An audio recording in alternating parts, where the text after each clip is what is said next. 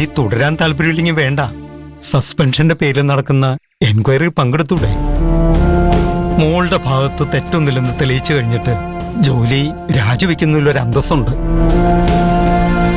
ആരോപണ വിധേയായി നിൽക്കുമ്പോൾ രാജിവെച്ചാൽ എല്ലാരും പറയും അന്വേഷണം പേടിച്ചിട്ടാണ് മോള് രാജിവെച്ചതെന്ന്.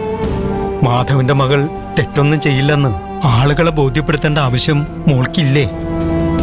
ഞാൻ അതിനെക്കുറിച്ച് ചിന്തിക്കാം സർ. സത്യം പറഞ്ഞ ഞാനൊരു സഹായം ചോദിക്കാനാ ഇപ്പൊ സാറിനെ കാണാൻ വന്നത്. മോക്ക് എന്ത് സഹായം വേണ്ടത് ചോദിച്ചോളൂ. മഹിമ നിരപരാധിയാണെന്ന് എനിക്ക് എങ്ങനെയെങ്കിലും തെളിയിച്ചേ പറ്റൂ. എനിക്കതിന് സാറിന്റെ സഹായം വേണം. ഞാൻ യൂണിഫോം ഇടാത്തതുകൊണ്ട് എനിക്ക് പല കാര്യങ്ങളും നേരിട്ട് ചെയ്യാൻ പറ്റില്ല.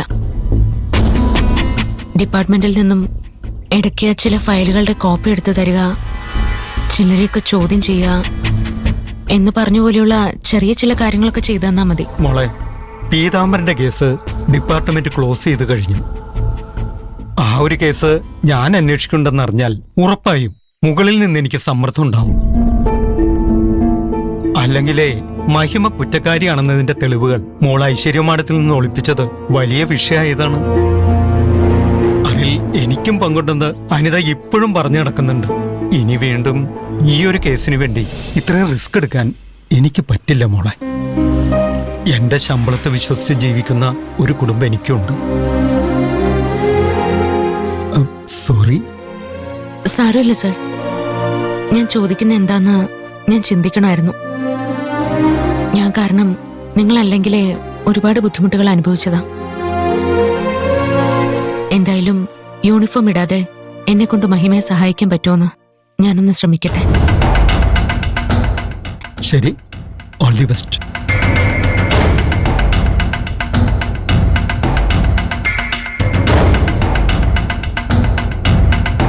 മഞ്ജു കരഞ്ഞോണ്ടാ പോകുന്നത്. അവള് പറഞ്ഞതൊക്കെ ചെയ്തു കൊടുക്കാൻ സാറിന് എന്താ എത്ര ബുദ്ധിമുട്ടുള്ളത്? എനിക്ക് പോലും ചെയ്യാവുന്ന കാര്യങ്ങളെ ഉണ്ടായിരുന്നുള്ളൂ. അതെനിക്കും നന്നായിട്ട് അറിയാം. പിന്നെ എന്താ സാറേ അവളെ സഹായിക്കാന്ന് സമ്മതിക്കാത്തത്? ഞാൻ അവളെ സഹായിക്കാന്ന് സമ്മതിച്ചാൽ പിന്നെ അവൾ ഒരിക്കലും ജോലി കയറാൻ ശ്രമിക്കില്ല. ഡിപ്പാർട്ട്മെന്റിൽ നിന്ന് ആരും അവളെ സഹായിക്കില്ലെന്ന് അവൾ മനസ്സിലാക്കണം.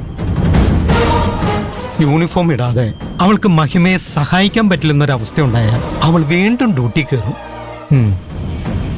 ഞാൻ സഹായിക്കില്ലെന്ന് പറഞ്ഞുകൊണ്ട് മഞ്ജുവിന് കുറച്ച് വിഷമം തോന്നിക്കാണും. അത് സാരമില്ല. മാധവൻ ആഗ്രഹിച്ച പോലെ അവൾ ധൈര്യത്തോടെ ജീവിക്കണമെങ്കിൽ അവൾക്ക് ആ യൂണിഫോമിന്റെ ശക്തി വേണ്ടിവരും. അതവൾക്ക് ഒരിക്കലും നഷ്ടപ്പെടരുത്.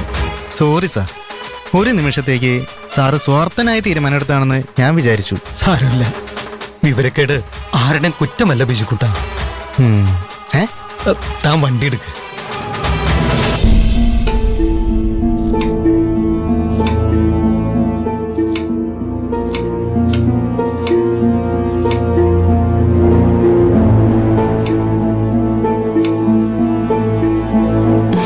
ഹലോ അമ്മേ.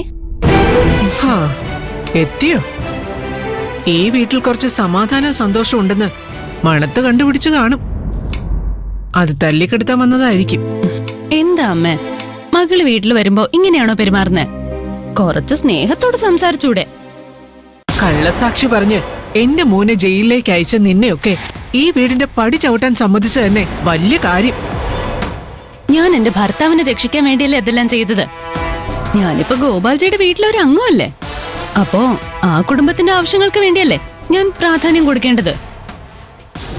ഭർത്താവിന്റെ കുടുംബത്തോട് കൂറ് കാണിക്കരുതെന്ന് മക്കളെ പഠിപ്പിക്കുന്ന ഒരു ദുഷ്ടയായ അമ്മയൊന്നും അല്ല ഞാൻ.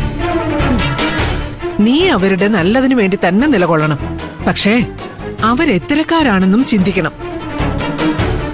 നാളെ നിനക്കൊരു പ്രശ്നമുണ്ടായ സഹായിക്കാൻ ഗോപാൽജിയും കുടുംബം ഉണ്ടാവുമെന്ന് നിനക്ക് 100% ഉറപ്പ് പറയാൻ പറ്റുമോ?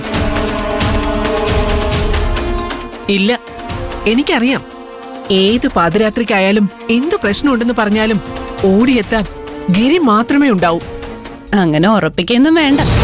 ഞാനിപ്പോ ആ വീട്ടിലെ ഒഴിച്ചുകൂടാൻ പറ്റാത്തൊരു ഭാഗമായിട്ട് മാറിയിട്ടുണ്ട്. അവർക്ക് എന്റെ ആവശ്യമുണ്ട്. ആ ആവശ്യം കഴിഞ്ഞാലോ നിന്നെ അവരെ ഒഴിവാക്കും. ഗോപാൽജി വെറും കച്ചവടക്കാരനാണ് മോളെ. ലാഭമില്ലെങ്കിൽ സ്വന്തം മക്കളെ പോലും അയാളൊരു ഭാരമായിട്ട് കാണും. പിന്നെയല്ലേ മരുമക്കള്. ആ പിന്നെ ഒരു കാര്യം നീ മറക്കണ്ട. ഗോപാൽജിയുടെ കാശും സ്വാധീനവും കണ്ട് നീ കുറെ മനക്കോട്ടകൾ കെട്ടുന്നുണ്ടെന്ന് എനിക്കറിയാം. പക്ഷേ ആ കോട്ടകളുടെ ഒക്കെ അടിത്തറ ഒരു നുണയാണെന്നുള്ള കാര്യം നീ മറക്കണ്ട. നീ കല്യാണത്തിന് മുൻപ് ഗർഭിണിയായിരുന്നു എന്നുള്ള നുണ. പതുക്കെ അമ്മേ, മഞ്ജു കേട്ട് നമുക്ക് പ്രശ്നമാവും. അവൾ ഈ വീട്ടിലില്ല.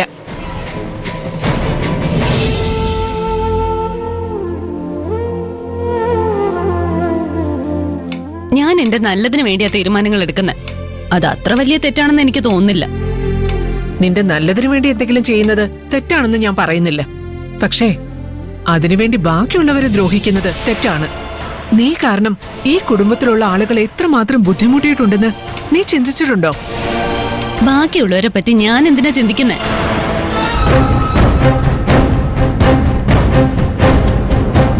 എനിക്ക് ശരിയെന്ന് തോന്നുന്നതാ ഞാൻ ചെയ്തത്.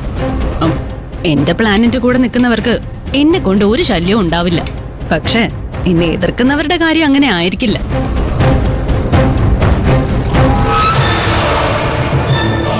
ഞാൻ ഗർഭിണിയാണെന്ന് നുണ പറഞ്ഞതുകൊണ്ട് മാത്രമാ ഗിരിയേട്ടന് എന്റെയും സഞ്ജുവേന്റെയും കല്യാണം നടത്തി തന്നത്.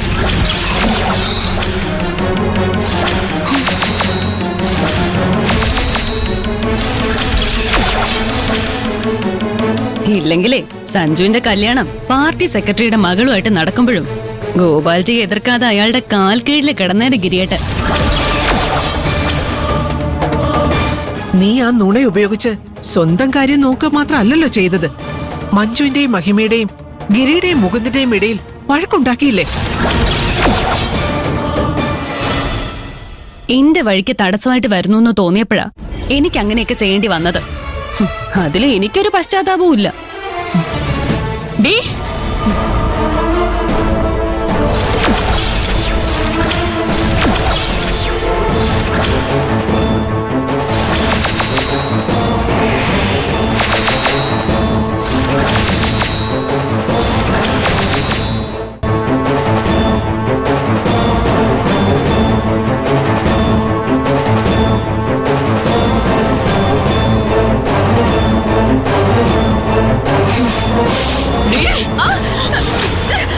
അയ്യോ മോളെ, മോളെ എഴുന്നേക്ക് മോളെ.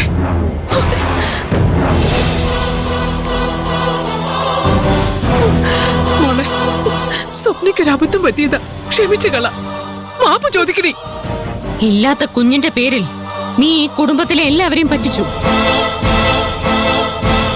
അതിന്റെ പേരിൽ നാടകം കളിച്ച് കല്യാണം നടത്തി. ഇതൊക്കെ ഞാൻ ക്ഷമിക്കാം. പക്ഷേ നിന്റെ കുഞ്ഞിനെ മഹിമയാണ് കൊന്നതെന്ന് എന്നെ വിശ്വസിപ്പിച്ചത്, അതെനിക്ക് ക്ഷമിക്കാൻ പറ്റില്ല.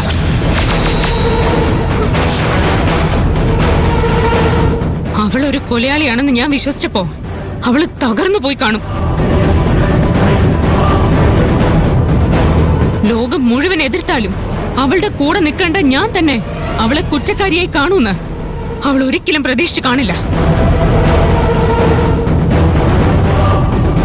നിനക്ക് വേണ്ടി ഞാൻ അവളെ ഒരുപാട് വേദനിപ്പിച്ചിട്ടുണ്ട്. അതെല്ലാം ഓർക്കുമ്പോ എനിക്ക് എന്നോട് തന്നെ വെറുപ്പ് തോന്നുക. എനിക്ക് നിന്നെ കൊല്ലാനുള്ള ദേഷ്യം വരുന്നുണ്ട്. പക്ഷേ ആദ്യം എനിക്ക് എന്റെ അനിയത്തിയെ പോയി കാണണം. അവളെ തെറ്റിദ്ധരിച്ചതിന് എനിക്ക് അവളോട് മാപ്പ് ചോദിക്കണം. അത് കഴിഞ്ഞിട്ട് ഞാൻ വരുമ്പോ നിന്നെ ഞാനൊരു പാഠം പഠിപ്പിക്കുന്നുണ്ട്. മോളെ, മോളെ, മഞ്ജു, മോളെ, മോളെ, നീ എടുത്തു ചാടിയൊന്നും ചെയ്യരുത്. സ്വപ്ന സഞ്ജുവിനോടുള്ള ഇഷ്ടത്തിന്റെ പുറത്ത് അറിയാതെ ചെയ്തു പോയതാ. അറിയാതെയോ? ഇവളെല്ലാം കൃത്യമായിട്ട് കണക്കൂട്ടി തന്നെ ചെയ്തത്. സ്വന്തം ലാഭത്തിന് എത്ര പേര് വേണമെങ്കിലും ദ്രോഹിക്കാൻ ഇവൾക്കൊരു മടിയുമില്ല. നാളെ ഗോപാൽജിയുടെ വിശ്വാസം പിടിച്ചു പറ്റാൻ ഇവൾ അമ്മയെ പോലും ഒഴിവാക്കും. എന്താ സംശയമുണ്ടോ? നിനക്കുള്ള പണി ഞാൻ തരുന്നുണ്ട്, നീ കാത്തിരുന്നോ? ഞാൻ എത്ര വേണമെങ്കിലും കാത്തിരിക്കാം. പക്ഷേ നീ ഒരു ചുക്കം ചെയ്യാൻ പോകുന്നില്ല.